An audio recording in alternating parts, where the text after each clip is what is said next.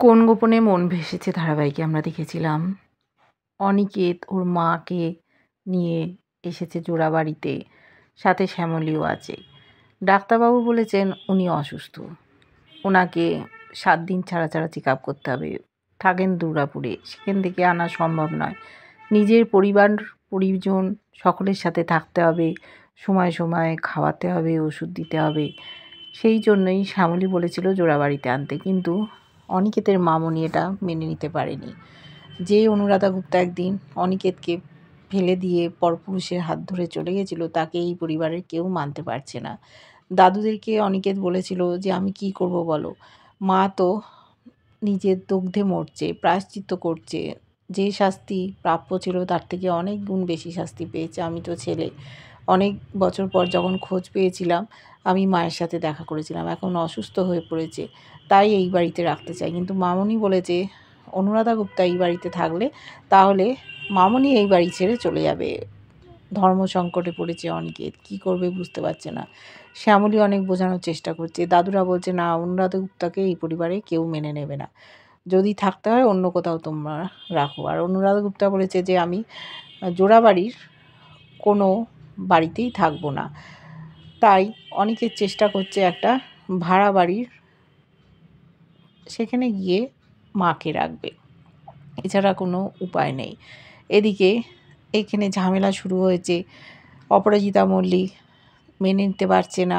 শ্যামলী বলেছে এই রাত্রিবেলা কোথায় যাবে ম্যাডাম, রাতটুকুর আশ্রয় দিন। বলেছে যে আমার ঘরেই উনি থাকুন। অনিকেত ওর মাকে নিয়ে শ্যামলীর ঘরে গেল, দেখছে তৃষা দূর থেকে, ভাবছে এবার চালটা চালতে হবে। অপরাজিতা মল্লিক মাটি থেকে কিছু একটা কুড়োতে গিয়ে হাত কেটে গেছে, মনে মনে ভাবছে যে এই রক্তটা বেরোচ্ছে, এই রক্তক্ষরণ বন্ধ হবে না যতক্ষণ না আমি শ্যামলীকে এই বাড়ি থেকে চিরদিনের মতো তাড়িয়ে দেবো।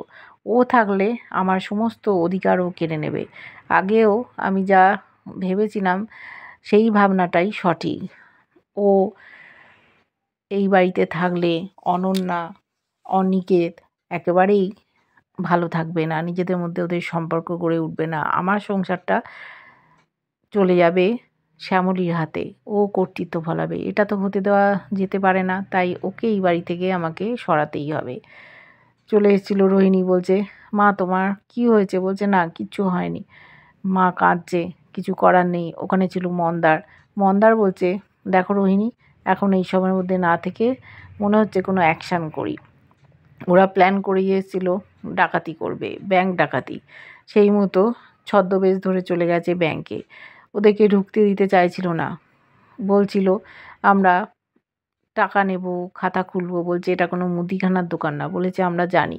ব্যাংকে ঢুকেছে, দেখতে চাইছে কোথায় ক্যাশ বাক্স, কোথায় লকার, কি করে জোগাড় করবে, কোথায় কি আছে জানবে, সেই সবের জন্য ওরা উঠে পড়ে লেগেছে। একসময় রোহিণীর মাথার ফলস চুলটা সরে গেছিল, মন্দার আবার পরিয়ে দিয়েছে। নতুন খাতা খুলবে, ওরা দেখতে পেয়ে গেছে ক্যাশ নিয়ে ঢুকে গেল একজন, অনেক ক্যাশ। এদিকে রোহিণী কিছু ফলস গয়না নিয়ে গেছে, একটা মেয়েকে বলছে যে মা আমি এই গয়নাগুলো লকারে রাখবো, কোথায় তোমাদের লকারটা?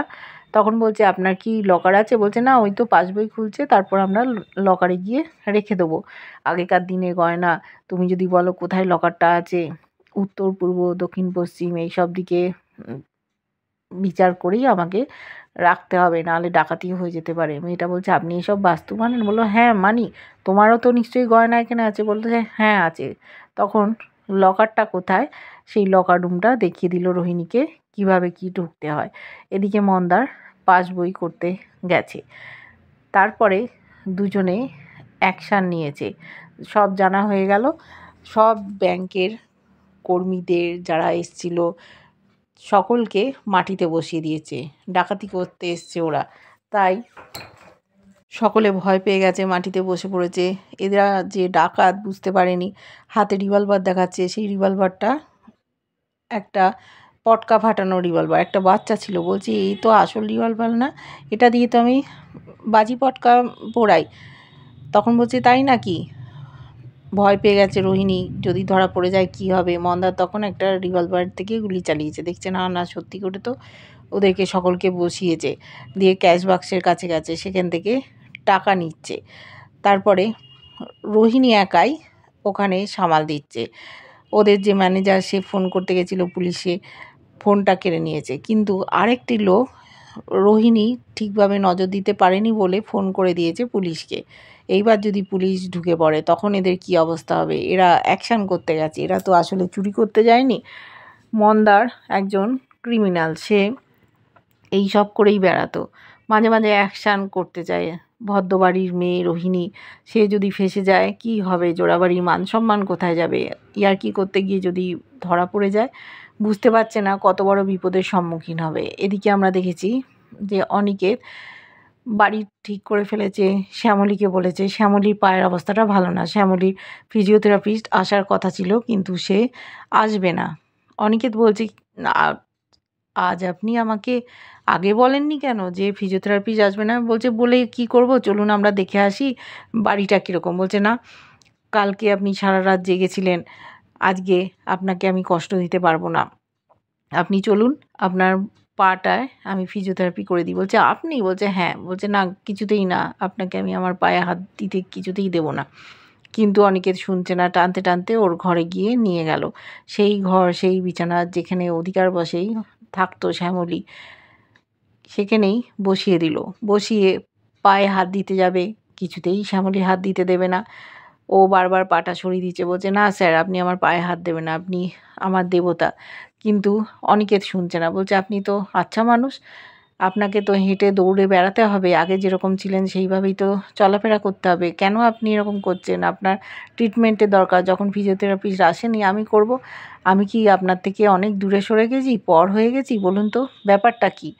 ওখানে ভাগ্যিস কেউ ছিল না, অনন্যাও ছিল না। কেউ যদি দেখতে পেত কী মনে করতো, অনন্যাই বা কী মনে করতো।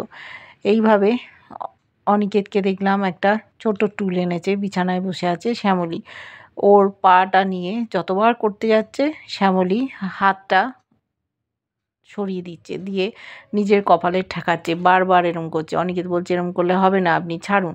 তারপর ধীরে ধীরে ধীরে ধীরে ওকে ম্যাসেজ করে দিচ্ছে, যেটা ওর খুব দরকার। ভালো করে হাঁটাচলা করতে পারছে না, এর জন্য অরুণাবই দায়ী। ওকে আটকে রেখেছিল একটা লেটার বক্সের মধ্যে, সেই জন্য ওর পা দুটো এত দুর্বল হয়ে গেছে। ধীরে ধীরে হয়তো সেরে যাবে। কেউ যদি দেখতে পায় ঘরের মধ্যে যে অনিকেত সেবা করছে শ্যামলীর, কী অবস্থাটা হবে। শ্যামলীও ছোট হয়ে যাবে। ওদিকে মামনিও চেষ্টা করবে শ্যামলীকে বাড়ি থেকে তাড়ানোর। কি করবে ওরা? এইভাবে আমরা দেখছি ধারাবাহিকটা এগিয়ে যাচ্ছে। ওদিকে মন্দার গেছে, রোহিণী গেছে ব্যাংক ডাকাতি করতে। পরিবারের লোকজন যদি জানে, তাদের মনের অবস্থাটা কী হবে। এবার তো পুলিশকেও ডেকে নিয়েছে, বারবার ওরা যাচ্ছে ইয়ার্কি করতে, কিন্তু এবার যদি ধরা পড়ে যায় তাহলে তো জেল হাজত হয়ে যাবে। ব্যাংক ডাকাতি করতে গেছে, এ তো চালাকির কথা না। কী হবে দেখতে থাকবো আমরা। অবশ্যই তোমরা লাইক কমেন্ট করে জানিও কেমন লাগছে তোমাদের।